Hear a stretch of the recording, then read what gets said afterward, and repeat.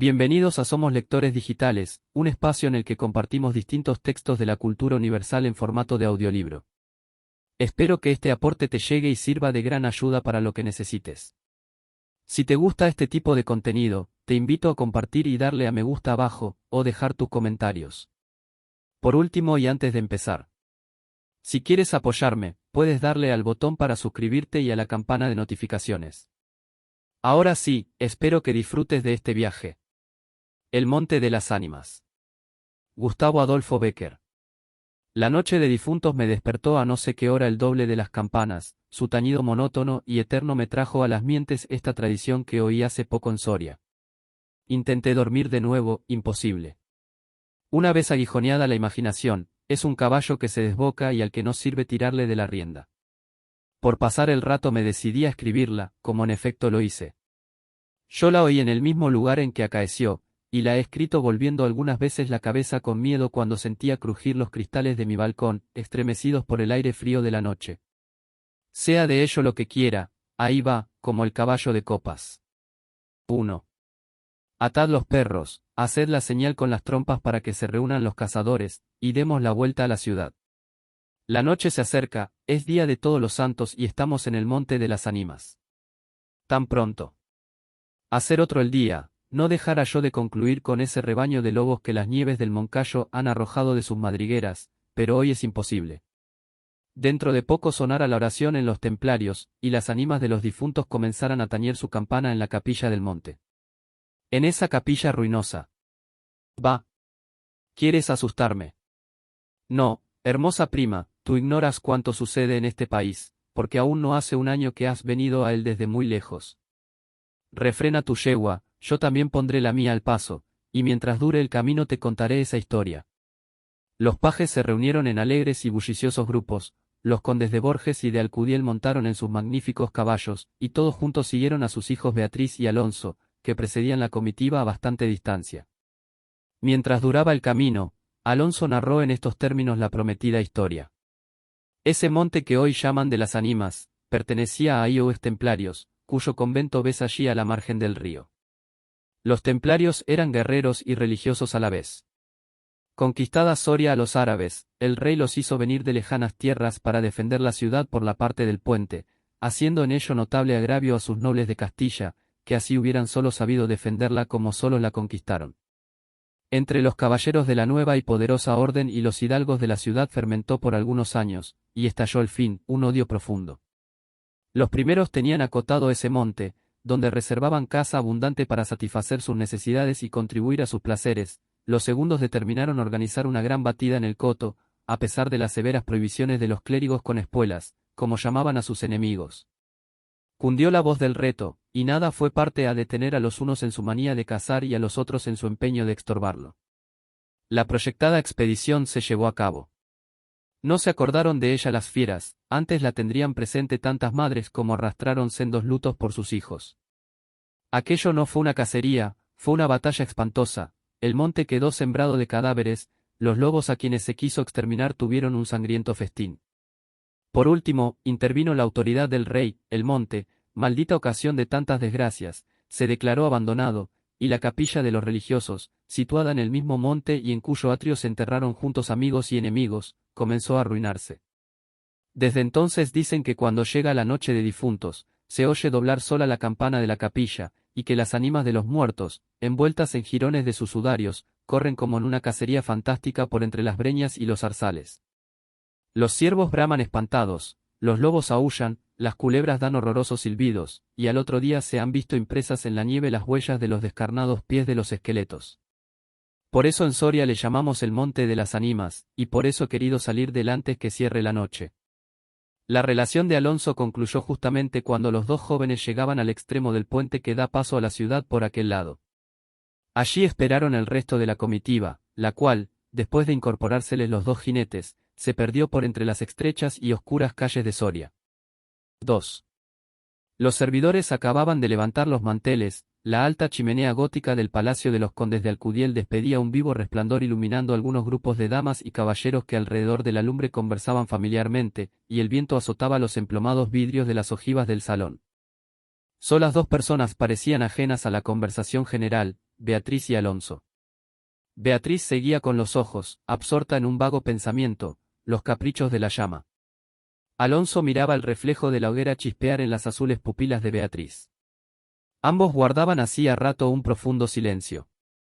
Las dueñas referían, a propósito de la noche de difuntos, cuentos temerosos, en que los espectros y los aparecidos representaban el principal papel, y las campanas de las iglesias de Soria doblaban a lo lejos con un tañido monótono y triste. «Hermosa prima», exclamó al fin Alonso rompiendo el largo silencio en que se encontraban, «pronto vamos a separarnos, tal vez para siempre, las áridas llanuras de Castilla, sus costumbres toscas y guerreras, sus hábitos sencillos y patriarcales sé que no te gustan, te he oído suspirar varias veces, acaso por algún galán de tu lejano señorío». Beatriz hizo un gesto de fría indiferencia, todo un carácter de mujer se reveló en aquella desdeñosa contracción de sus delgados labios. «Tal vez por la pompa de la corte francesa, donde hasta aquí has vivido», se apresuró a añadir el joven.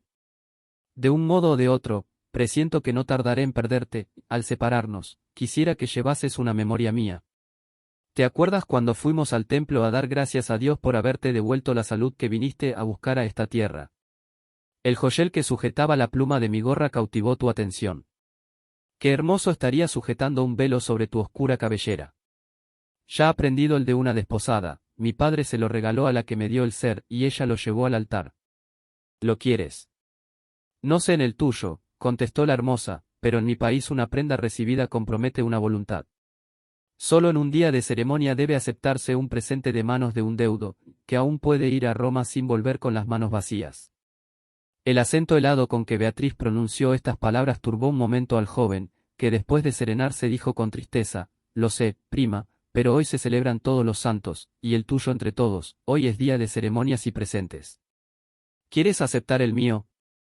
Beatriz se mordió ligeramente los labios, y extendió la mano para tomar la joya, sin añadir una palabra. Los dos jóvenes volvieron a quedarse en silencio, y volvióse a oír la cascada voz de las viejas que hablaban de brujas y de trasgos, y el zumbido del aire que hacía crujir los vidrios de las ojivas, y el triste y monótono doblar de las campanas. Al cabo de algunos minutos, el interrumpido diálogo tornó a anudarse de este modo, y antes que concluya el día de todos los santos, en que así como el tuyo se celebra el mío, y puedes, sin atar tu voluntad, dejarme un recuerdo, no lo harás, dijo él clavando una mirada en la de su prima, que brilló como un relámpago, iluminada por un pensamiento diabólico.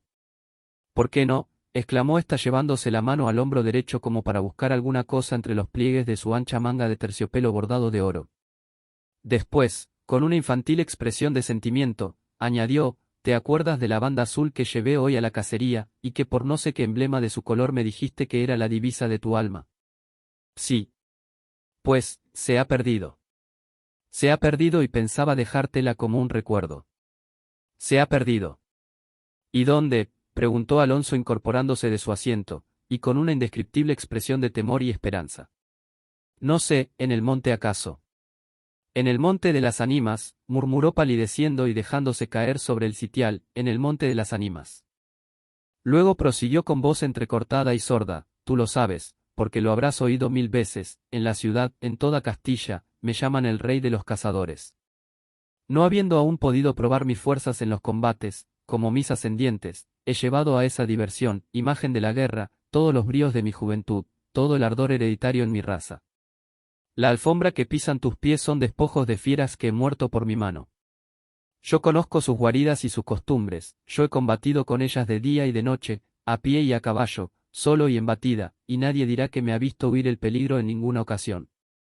Otra noche volaría por esa banda, y volaría gozoso como una fiesta, y sin embargo, esta noche, ¿a qué ocultártelo? Tengo miedo. ¿Oyes? Las campanas doblan, la oración ha sonado en San Juan del Duero, las ánimas del monte comenzarán ahora a levantar sus amarillentos cráneos de entre las malezas que cubren sus fosas, las ánimas, cuya sola vista puede helar de horror la sangre del más valiente, tornar sus cabellos blancos o arrebatarle en el torbellino de su fantástica carrera como una hoja que arrastra el viento sin que se sepa a dónde. Mientras el joven hablaba, una sonrisa imperceptible se dibujó en los labios de Beatriz, que cuando hubo concluido exclamó con un tono indiferente y mientras atizaba el fuego del hogar, donde saltaba y crujía la leña, arrojando chispas de 1000 colores: «Oh. Eso de ningún modo. ¡Qué locura! Ir ahora al monte por semejante friolera. Una noche tan oscura, noche de difuntos, y cuajado el camino de lobos. Al decir esta última frase, la recargó de un modo tan especial, que Alonso no pudo menos de comprender toda su amarga ironía. Movido como por un resorte, se puso de pie, se pasó la mano por la frente, como para arrancarse el miedo que estaba en su cabeza, y no en su corazón, y con voz firme exclamó dirigiéndose a la hermosa, que estaba aún inclinada sobre el hogar entreteniéndose en revolver el fuego. Adiós, Beatriz, adiós. Hasta pronto. Alonso. Alonso, dijo ésta, volviéndose con rapidez, pero cuando quiso o aparentó querer detenerle, el joven había desaparecido. A los pocos minutos se oyó el rumor de un caballo que se alejaba al galope.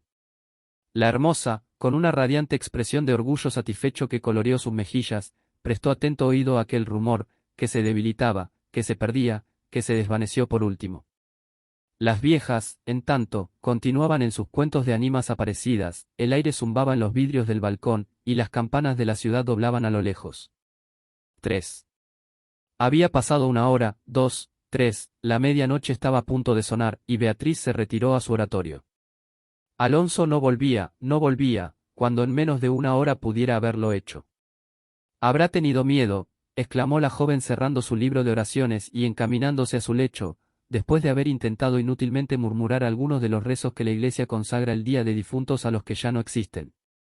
Después de haber apagado la lámpara y cruzado las dobles cortinas de seda, se durmió con un sueño inquieto, ligero, nervioso. Las 12 sonaron en el reloj del postigo.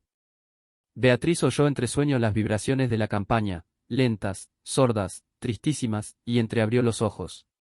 Creía haber oído a par de ellas pronunciar su nombre, pero lejos, muy lejos, y por una voz ahogada y doliente.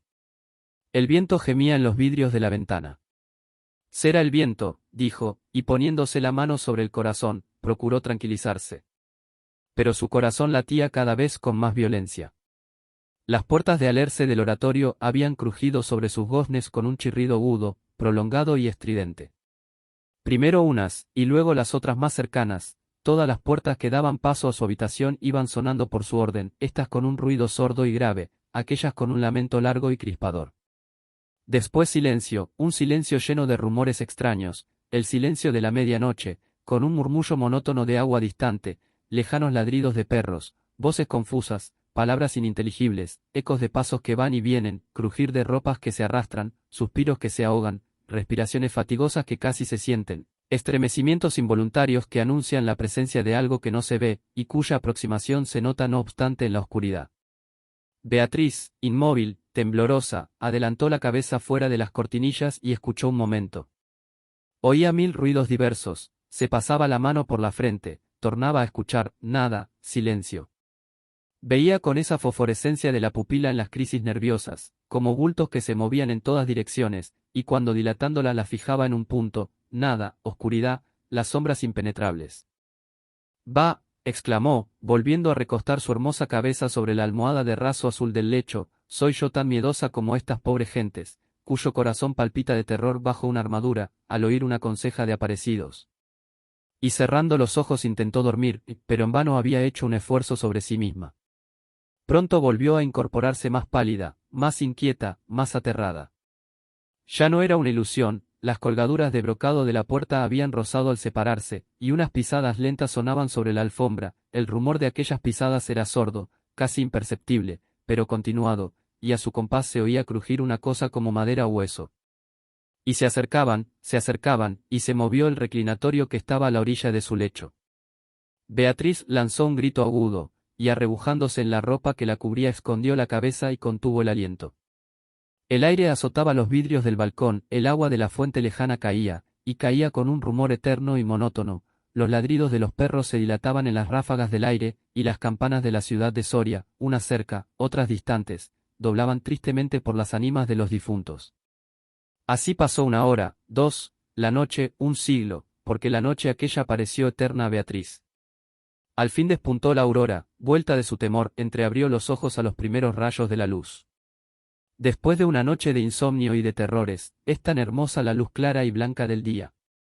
Separó las cortinas de seda del lecho, y ya se disponía a reírse de sus temores pasados, cuando de repente un sudor frío cubrió su cuerpo, sus ojos se desencajaron y una palidez mortal descoloró sus mejillas. Sobre el reclinatorio había visto sangrienta y desgarrada la banda azul que perdiera en el monte, la banda azul que fue a buscar a Alonso. Cuando sus servidores llegaron despavoridos a noticiarle la muerte del primogénito de Alcudiel, que a la mañana había aparecido devorado por los lobos entre las malezas del monte de las Ánimas, la encontraron inmóvil, crispada, asida con ambas manos a una de las columnas de ébano del lecho, desencajados los ojos, entreabierta la boca, blancos los labios, rígidos los miembros, muerta, muerta de horror. 4. Dicen que después de acaecido este suceso, un cazador extraviado que pasó la noche de difunto sin poder salir del monte de las Ánimas, y que, al otro día, antes de morir, pudo contar lo que viera, refirió cosas horribles.